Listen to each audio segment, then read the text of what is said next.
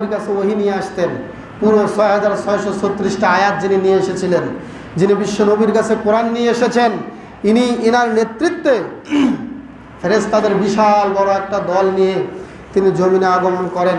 ইউসাল্লুনা আলা কুল্লি আবদিন কায়িমিন আও কাঈদিন ইয়াযকুরুল্লাহ আযজা ওয়া জাল্লা। যেই সমস্ত বান্দারা গোলামরা আল্লাহকে স্মরণ করে, যারা বসে যারা দাঁড়িয়ে আল্লাহর জিকির আজকার করে, এদের জন্য আল্লাহর কাছে তারা ক্ষমা ভিক্ষা চাইতে থাকে। বলেন সুবহানাল্লাহ। মনে করেন আমরা 2 রাকাত সালাতে দাঁড়িয়ে গিয়েছি, এমন সময় জিবরাইল একটা চক্কর দিতে এসে দেখলেন টেকপাড়া উত্তরপাড়া মসজিদের ইমাম এবং মুসল্লিরা কিয়ামুল লাইল করতেছে, তারা দাঁড়িয়ে আছে। আল্লাহ রাব্বুল আলামিনের কাছে গিয়ে তারা এই কথাই বলবে যে আল্লাহ আপনার ক্ষমার জন্য তারা কিয়ামুল লাইল করতেছে। বলেন সুবহানাল্লাহ। তারা প্রত্যেকের জন্য আল্লাহর কাছে গিয়ে ক্ষমা ভিক্ষা চাবে, ইস্তেগফার করবে, আল্লাহ তাদেরকে তুমি ক্ষমা করো।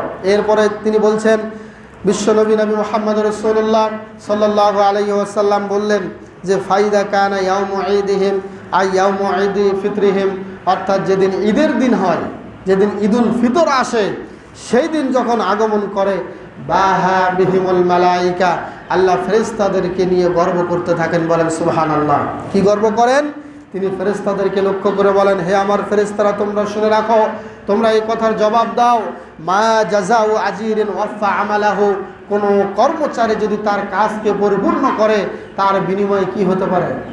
একজন কর্মচারী, একজন দিনমজুর তার কাজ শেষ করলো, তোমরা জবাব দাও হে আমার ফেরেশতারা, তার বিনিময়ে কি হতে পারে? তখন ফেরেশতারা বলে, হায় আল্লাহ, ক্বালু রব্বুনা, হে আমাদের রব, জাযাউহু আন ইউওয়াফা আজরাহু, তার বিনিময় হচ্ছে তার পূর্ণ পারিশ্রমিক তাকে দিয়ে দেওয়া। এটা হচ্ছে ফেরেশতাদের জবাব।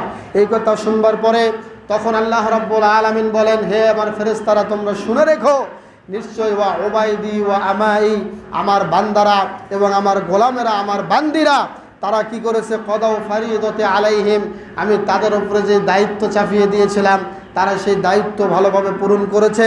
সুম্মা খরাজু ইয়াউজ্জুনা ইলা দুআ, এখন দেখো রমজানে এত কষ্ট করার পরেও আবার ঈদের মাঠে যাচ্ছে তারা আমার জন্য, আমার কাছে দোয়া করার জন্য, আমার কাছে ক্ষমা ভিক্ষা পাওয়ার জন্য।